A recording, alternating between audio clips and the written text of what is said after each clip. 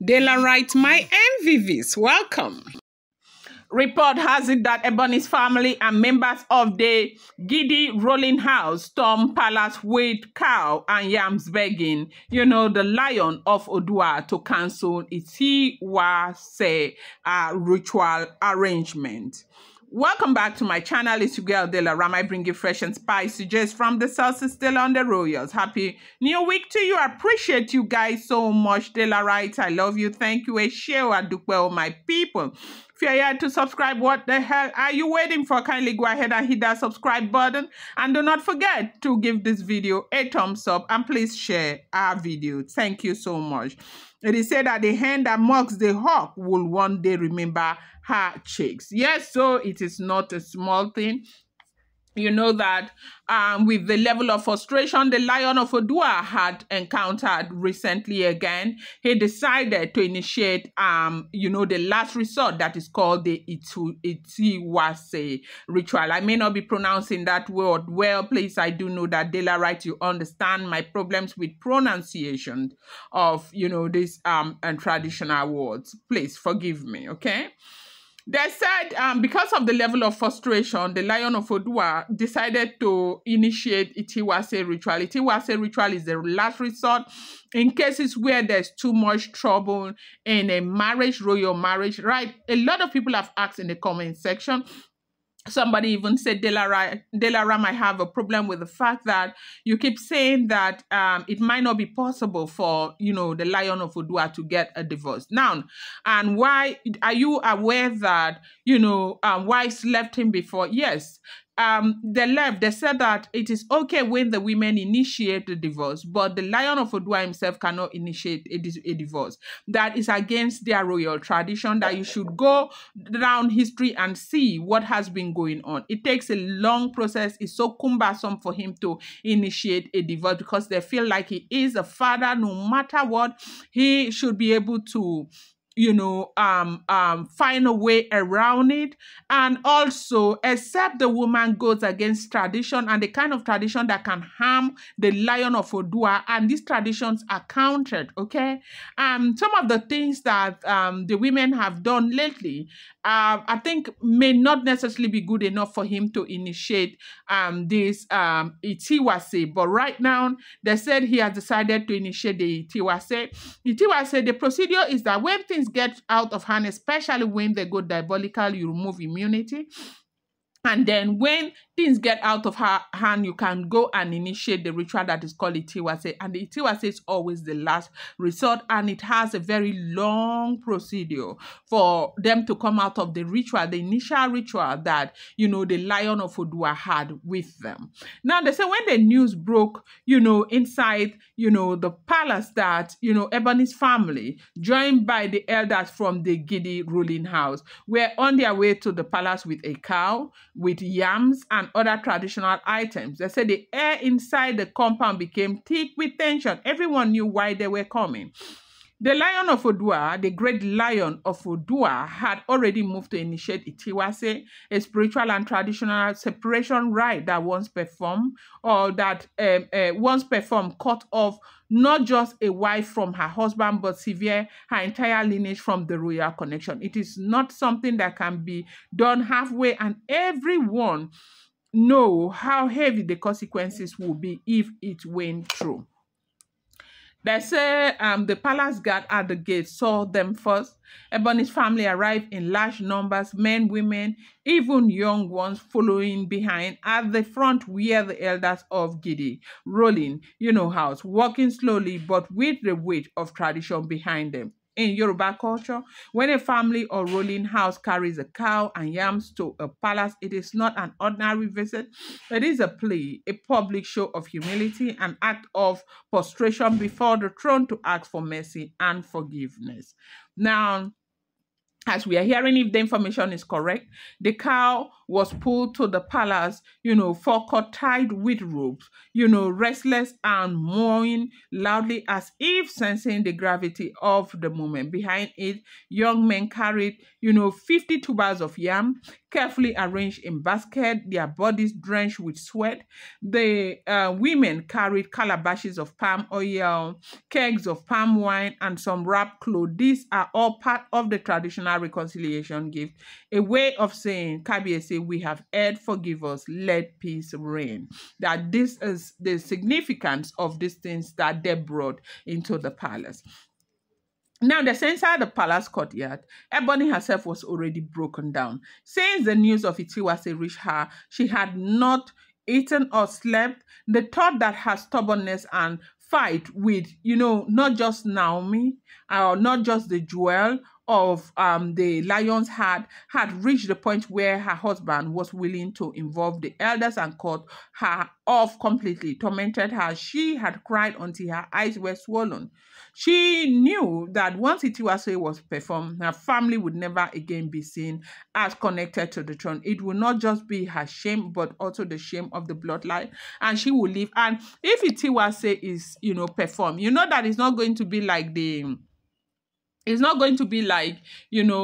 immunity removal. It's going to be a public affair. It will be on newspapers. It will be everywhere. And it will cause a whole lot of scandal. I think that happens to be one thing that really broke her into 1 million pieces. They say when her family entered, she ran forward and fell flat on the ground before them. Eyin Agbami.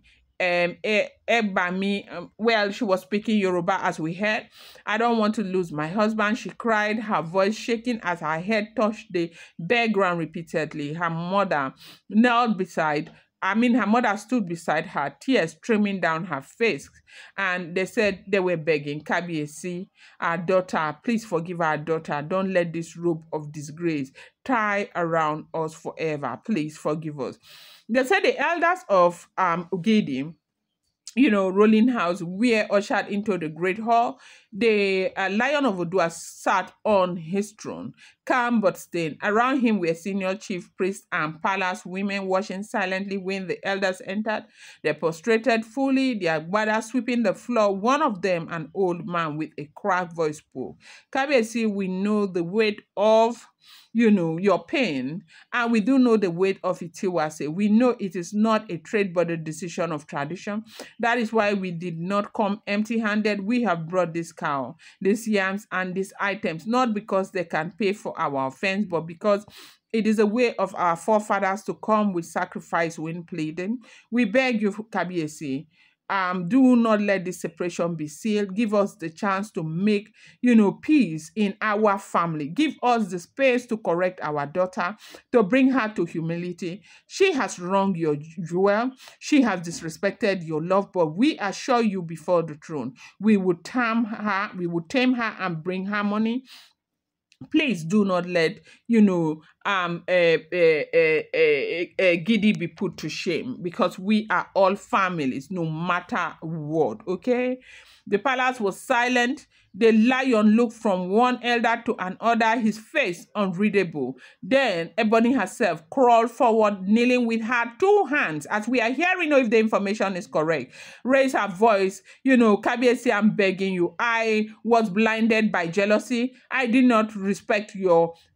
I did not respect your jewel. I did not respect anyone, your commands and everything. I know I have erred. Please forgive me. I will never come back here to ask for forgiveness. I know that a lot of people who are watching will say this has happened over and over again. When will you learn? But I promise that I will never, ever come here again to ask for forgiveness. Don't let this go this far. Don't let it go this far. They say some of the palace women shook their head. They had seen this before, begging after trouble. Then another round of cures, but this time was different. The fear of Ìtúwàṣẹ was not small, okay? It's not small. The moment the word was pronounced in the courtyard days ago, Ebony's family knew it was beyond ordinary quarrel. This is, tradition. This is, final. If the lion goes ahead to invoke that Ìtúwàṣẹ carry out that Ìtúwàṣẹ ritual. That will be forever, like forever. You will never, ever, ever be a part of that family again. They said the chiefs, okay, spoke among themselves. One of them, reminded, that in Yoruba custom, when a ruling house comes with a cow and yams, the plea must be heard, even if not accepted. To turn them away would be like rejecting the ancestors themselves. Another elder chief said, Kabiyesi, you are the king. The decision is yours. But we must remember that our fathers taught us that once Ìtúwàṣẹ is done, it cannot be reversed. And, another elder got up and said how many times that the same Ebony that you people are talking about right now, let this be settled. You will see tomorrow she will start a new problem. The thing is that the jealousy in her heart, her anger, okay, towards the situation that she cannot control is bigger than what any of us can control. And it's important for people to understand that there is nothing anybody can do about what Ebony, like Ebony, this whole jealousy thing is sickness. Now, it has turned to a very big sickness for Ebony. There's nothing anybody can do about it. And, if you start now, she will go back again into the same thing over and over and over and over and over. Tomorrow, they will still be here. They will be talking about the same thing. That how long are they going to continue on this same trajectory?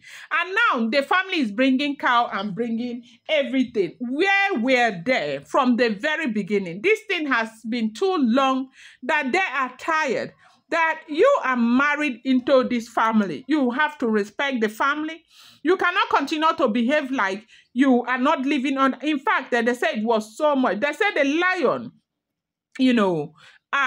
was just there. He was looking, but very upset. When he finally spoke, they say his voice, okay, came out deep and slow. You have brought your cow, your yam, your oil, your what? I have heard you, but it is not my pride you offended. It is my jewel you disrespected.